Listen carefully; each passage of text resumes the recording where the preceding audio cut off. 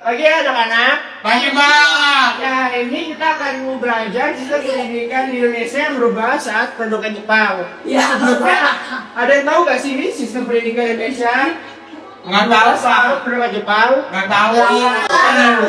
Pada zaman dahulu sebelum Indonesia merdeka, Jepang yang mengajari kita. Coba sekarang bangun, coba.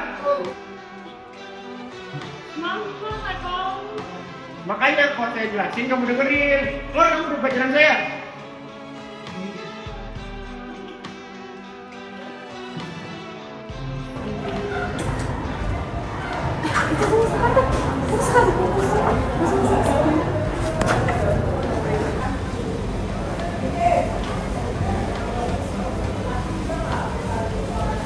Kamu kenapa sekarang kok tumben tiduran di kelas? Lagi capek ya habis begadang?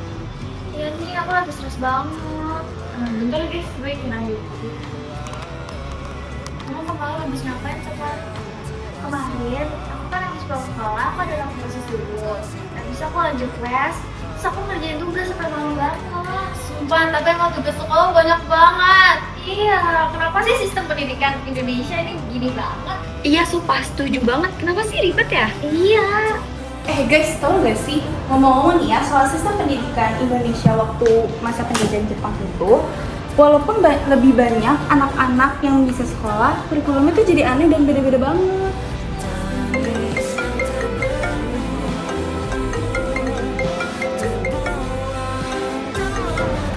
Pada masa pendudukan Jepang tahun 1942 hingga 1945, sistem pendidikan di Indonesia mengalami perubahan besar.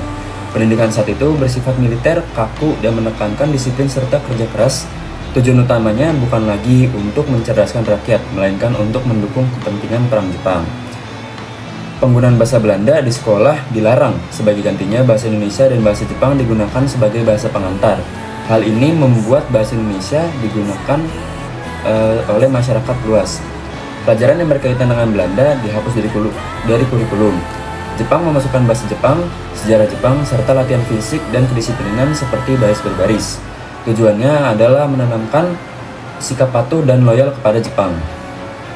Pendidikan pada masa ini bersifat kaku dan militeristik. Siswa dilatih untuk disiplin, bekerja keras, dan taat perintah. Pendidikan tidak lagi bertujuan untuk mencerdaskan rakyat, melainkan untuk mendukung kepentingan perang Jepang. Setiap pagi, siswa diwajibkan menyanyikan lagu kebangsaan Jepang, Kimigayo, dan memberi hormat ke arah Tokyo. Setiap pagi, siswa diwajibkan menyanyikan lagu kebangsaan Jepang, Kimigayo, dan memberi hormat ke arah Tokyo. Selain itu, ada kegiatan senam Jepang dan latihan fisik secara rutin.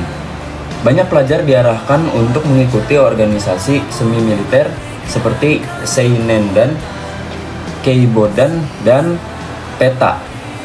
Organisasi ini melatih pemuda agar siap secara fisik dan mental untuk membantu Jepang.